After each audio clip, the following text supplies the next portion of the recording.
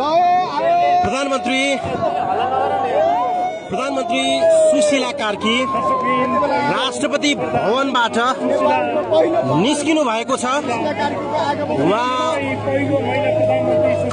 प्रधानमन्त्रीको रूपमा शपथ लिएपछि उहाँ निस्किनु भएको अहिले शीतल निवासबाट यो उहाँको दृश्य हो। यो नेपालको पहिलो महिला प्रधानमन्त्री सुशीला कार्की यही गाडीमा हुनुहुन्छ। उहाँ निस्किनु भएको छ। अन्य